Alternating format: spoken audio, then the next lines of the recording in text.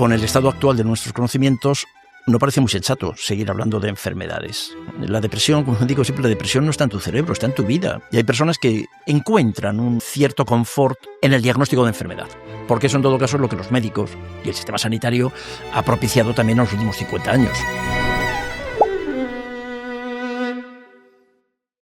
José Luis, te has dedicado durante más de 4 décadas a la psiquiatría, al tratamiento de lo que entendemos por enfermedades mentales, trastornos mentales, y ahora has sacado un libro que se llama La salud mental no existe, que lo dejamos ahora por aquí. ¿Cómo es esto? O sea, explícanos un poco, ¿cómo puede ser? Bueno, el título del libro es verdad que tiene un componente provocador que pactamos con la editorial, ¿no? El título del libro exactamente es La salud mental no existe, la salud sí. Y sobrevuela todo el libro, sobrevuela una queja sobre la fragmentación del ser humano. Entonces entendemos que la salud mental es una manera otra vez de seguir fraccionando al ser humano, a la persona, como seguir hablando de la salud corporal. Siempre se dice, no hay salud mental si no hay salud corporal, pero tampoco hay salud corporal si no hay salud mental, y mientras seguimos jugando en esa dicotomía, pues aprovechamos para perder de vista algo que realmente importa, y cada vez lo sabéis y lo sabemos mejor, que es lo contextual, que es lo social. Entonces, a nosotros nos parece que la salud es solamente una, que solo hay una salud, y que hablar de salud mental o de salud biológica, corporal, o de salud social incluso, son fragmentaciones que pueden estar al servicio de instituciones, al servicio del saber, del conocimiento, de la investigación, de lo que tú quieras, pero no estoy seguro de que realmente esté al servicio del ser humano.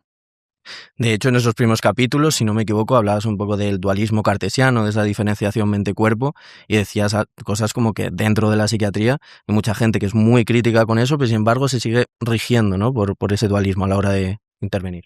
Fíjate, todo lo que tiene que ver con ese dualismo cartesiano, que bueno, que tiene 3 siglos también, ya podíamos haberlo superado, ¿no? Nos quejamos permanentemente. No se puede separar lo psicológico, lo mental y lo corporal, no se puede separar. Ese es un discurso que te lo han contado en la Facultad de Psicología cientos de veces, y a mí en medicina todas las veces, ¿no? Y sin embargo, lo que luego ves en la práctica es que lo que estamos nosotros, administrativamente, lo que se hace es esa separación. Entonces, lo mental se estudia en un edificio, en una facultad, en unos estudios. Lo corporal se estudia en otra facultad, en otro edificio. Luego la asistencia está también absolutamente fraccionada, ¿no? Lo que tiene que ver con lo que artificialmente también se plantea, que tiene que ver con lo mental, se atiende en centros de salud mental. Lo que tiene que ver con lo corporal, en hospitales generales, o sea, está absolutamente fraccionado. Insisto, y lo contextual, lo cultural, lo social, en ninguna parte. Claro, es como que está todo muy especializado, pero no se termina de ver a la persona como un todo, ¿no? Eso es. Cada vez sabemos más cosas de cosas más pequeñas, ¿no? Pero yo creo que cada vez estamos, y eso lo he vivido, ¿no?, desde que yo empecé a estudiar medicina, esto hace 50 y tantos años, y eso lo he vivido de primera mano, ¿no? Que cada vez sabemos más cosas, pero de cosas más pequeñas, ¿no? Y me parece que en estos años hemos ganado en tecnología, hemos ganado en conocimiento, hemos ganado en cosas, faltaría más, pero me parece que cada vez estamos más lejos, ¿no? En una perspectiva de ver al ser humano en su totalidad más lejos, ¿no? ¿Cómo fueron todos esos primeros años para ti dentro de los hospitales o donde intervinieses, dentro de la psiquiatría, de la disciplina? ¿Con qué esperabas encontrar y con qué al final te fuiste topando? Pues yo estudié medicina como una anomalía en mi familia. Era en su momento el único médico de la familia. Ahora uno de mis hijos también es médico. Pero yo decidí que quería estudiar medicina con 12 años y ya está. Y nunca tuve duda y empecé a estudiar medicina. Nunca tuve duda, pero la medicina me empezó a decepcionar, yo creo que el mismo día que comencé. Exactamente el mismo día, ¿no? Y me decepcionó porque esto que estamos contando ahora, 50 y tantos años más tarde, ya era visible, ya era visible allí. Yo veía en el hospital clínico de San Carlos, que es el hospital que estaba adscrito a la Complutense, que era la única universidad que había entonces, y yo lo veía allí. Las personas eran la cirrosis de la cama 14, la fibrosis quística de la 16 o el enfisema de la 12. Hablábamos de enfermedades. Nos referíamos cuando yo era alumno interno, estaba estudiando, los médicos se referían a los pacientes por sus enfermedades, ¿no? Y cuando nos aproximábamos, pues el médico, el jefe, el adjunto y 4 o 5 estudiantes, pues prácticamente no le miraban a la cara al paciente. Era simplemente, pues ya está, le tocábamos, le auscultábamos, hacíamos la palpación, las exploraciones médicas que tuviéramos que hacer, pero allí nadie le miraba a la cara, ni le preguntaba cómo se llamaba.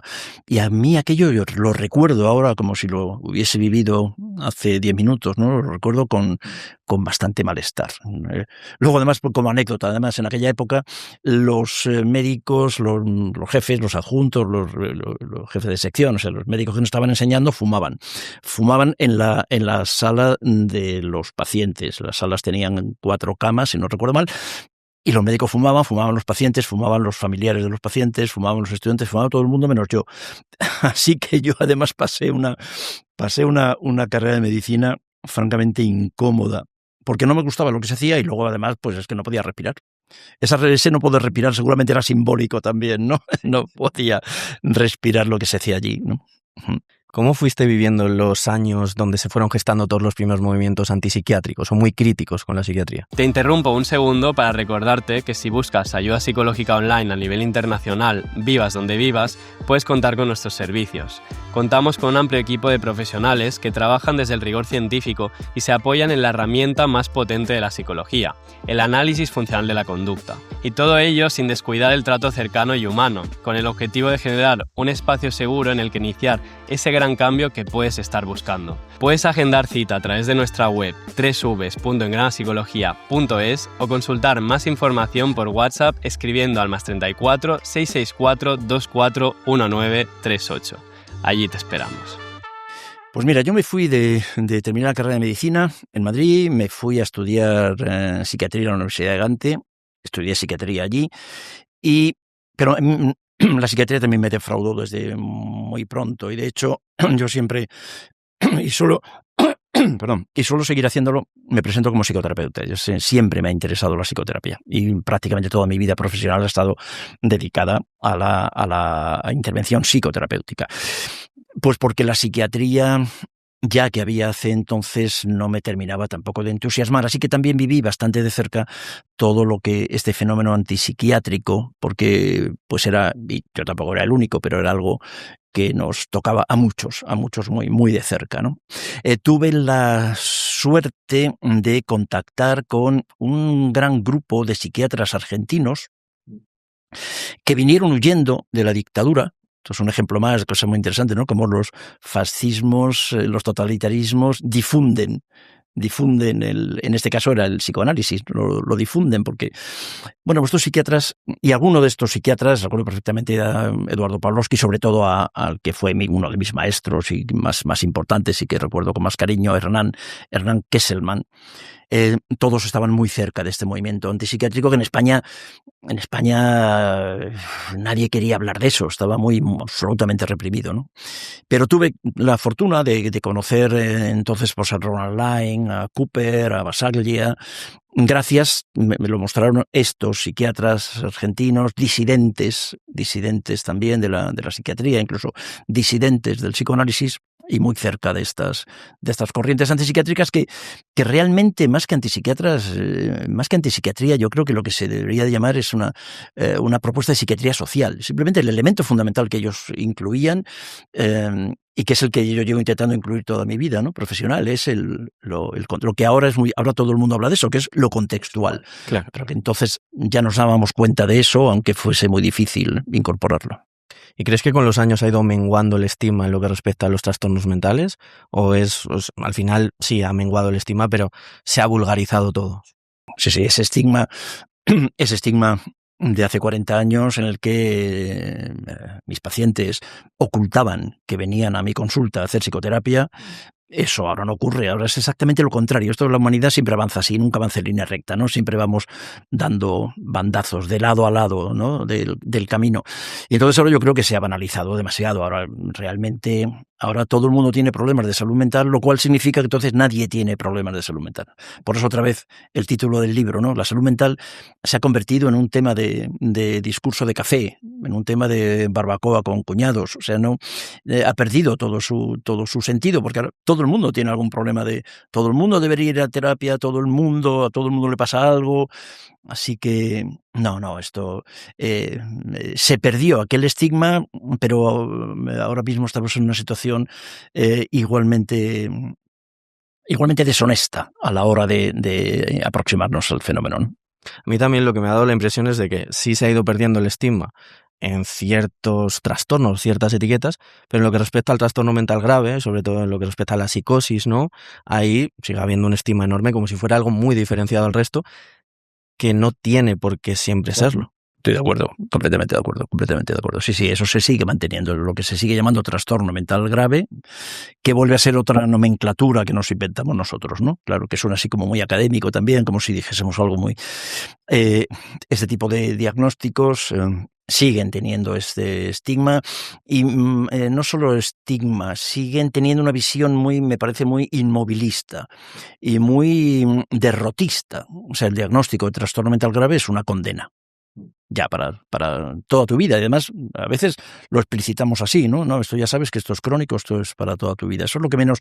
Y eso es una forma, como tú señalas muy bien, Marco, es una forma de estigmatización que no me gusta, claro. Y a ti tampoco. No, que de hecho lo que acaba generando es esa profecía autocumplida, ¿no? Exacto, hombre, claro. De que incluso a lo mejor no tienes X síntomas, pero los acabas desarrollando de algún modo porque te identificas. Claro, ese es el famoso concepto, ¿no? De Ian Hacking, ¿no? De cómo el poder de la etiqueta, ¿no? Como el poder de la etiqueta construye, a tu alrededor construye una jaula. Esto te construye, ¿no? Nos construimos con el lenguaje. Y cómo la etiqueta te construye, y entonces ya eres un esquizofrénico, o un deprimido, o un fóbico, lo que tú quieras, ¿no? Y eso es lo que menos me gusta del diagnóstico psiquiátrico, ¿no? Y entonces, más o menos, en resumen, ¿cómo concibes tú las enfermedades mentales? ¿Qué son para ti? Fundamentalmente, básicamente, ¿no? Primero, bueno, eso ya lo sabes y seguramente por eso lo preguntas con ánimo de provocarme, ¿no? El debate que tendríamos que empezar es si realmente las manifestaciones del sufrimiento en el área de lo psicológico del ser humano es una enfermedad desde el punto de vista médico o no lo es. Entonces, en general también, salvo casos muy, muy, muy concretos, en general no estamos demasiado de acuerdo en que podamos hablar de enfermedades del cerebro. Tendrían que ser enfermedades del cerebro. Entonces, con el estado actual de nuestros conocimientos, no parece muy sensato seguir hablando de enfermedades. ¿De acuerdo? Serían más, y de hecho en el DSM no aparece, no se ha traducido como diagnóstico y estadístico de las enfermedades mentales, sino de los disorders, de los trastornos mentales, ¿no? Entonces, bueno, como una vez hecho este pequeño matiz, los trastornos, ¿cómo podríamos entenderlo? Quizás como un intento adaptativo, como una respuesta adaptativa, ¿no? Lejos de ser considerado una enfermedad sin salida, además, crónica para toda la vida. Hay una tendencia que es una tendencia de hace 40 años, o sea, que tampoco se me ha ocurrido a mí. Esto yo no es simplemente, es algo que curiosamente es algo que está en la misma bibliografía científica que no se lee, pero está en esa bibliografía, ¿no? Más como probablemente una respuesta, un intento de respuesta adaptativa al sufrimiento. Sí, totalmente. Nosotros lo concebimos igual, como ese intento de adaptación que se acaba volviendo en contra, ¿no? Eso es. Siempre hago cuento esta viñeta porque a mí me impactó mucho, ¿no? Yo acababa de volver de Gante, era con un paciente que yo era muy joven, el paciente era un poco mayor que yo, incluso cuando tuve oportunidad de verle en el hospital, y entró, haciéndolo muy simple, su motivo de consulta era la adicción a heroína, que en los años 80 en España fue un horror aquello, ¿no? Bueno, él empezó diciéndome, oye, antes de... Era la primera vez que nos veíamos. Él estaba en tratamiento previamente con otros colegas. Oye, antes de que me quieras decir nada, la heroína no la voy a dejar, porque la heroína no es un problema. Para mí la heroína no ha sido un problema nunca. Para mí la heroína ha sido la solución. el problema es lo que yo tenía en casa, o el problema es lo que yo tengo en casa, el problema es lo que yo he tenido en mi vida, ¿no? Y la heroína me ha servido para intentar superar aquello. Luego, esto es un ejemplo más de la diferencia entre solución y problema, ¿no? Y como es verdad también, y la historia de la humanidad está llena de estas situaciones, como es verdad que con demasiada frecuencia los seres humanos convertimos una solución en un problema después, ¿no? Pero la adicción a opiáceos sería un ejemplo, ¿no? De la adicción a opiáceos o cualquier otra manifestación de SM, cualquier otra manifestación psiquiátrica, podría ser un intento de solución. Que luego otra vez la solución no es buena, pero un intento de solución. Claro. Entonces las causas, digamos, del problema, de todo este tipo de etiquetas, de trastornos mentales, etcétera, las podríamos poner principalmente, aunque sean fenómenos multicausales y no debamos desdeñar del todo las variables biológicas, etcétera, lo podemos poner en la interacción, ¿no?, del organismo con el medio. Yo creo que eso es para empezar, sin duda. O sea, las manifestaciones del sufrimiento humano desde el punto de vista, entendidas o buscadas desde el punto de vista de las manifestaciones psicológicas, son interactivas. Como los diagnósticos son interactivos, no son entidades naturales, ¿no? Todos los diagnósticos psiquiátricos son interactivos. Y todo esto son manifestaciones que tienen que ver con lo contextual, con la interacción, la conducta humana y las manifestaciones del sufrimiento en el ámbito de lo psicológico solo se puede entender desde lo interactivo, no se puede entender desde otra manera con los conocimientos actuales, ¿no? ¿Y hay biomarcadores o no hay biomarcadores? Pues yo llevo 40 años escuchando eso, que sí los va a haber, que sí los hay, que estamos en ello, que que tenemos, pero en la práctica clínica actual, y hay biomarcadores que se están encontrando incluso en animales, en nivel de experimentación, en personas, pero no tiene eso, de momento no tiene ninguna repercusión en la clínica y lo poco que se ha encontrado ni siquiera es demasiado concluyente. Hay un artículo que te publica que que se han encontrado unos biomarcadores para determinado tipo de diagnóstico, pero una semana después aparece otro artículo en la misma revista, además científica, en la que te dice que no es consistente el hallazgo, ¿sabes? Entonces, biomarcadores en este momento, desde luego que tengan relevancia clínica, no hay. No, eso parece obvio. ¿Que los va a haber? Claro, pues seguro es probable que los vaya a ver. Yo llevo 40 años escuchando esta canción. Sí, y de momento nada. Y de momento nada. Y algunos de los que se han planteado, ¿no?, como el famoso mito de la serotonina y pues esto que sonaba música celestial hace 30 años, ahora ya se sabe que no es correcto, ¿no? Gracias por ver este vídeo, os dejamos por aquí un enlace a nuestra última formación y por aquí algunos vídeos que os pueden resultar de interés. Si estáis buscando ayuda psicológica, también podéis mirar en la descripción del vídeo donde encontraréis nuestra web y podréis solicitar asistencia terapéutica de un profesional confiable y que os ofrecerá ayuda psicológica basada en evidencia científica.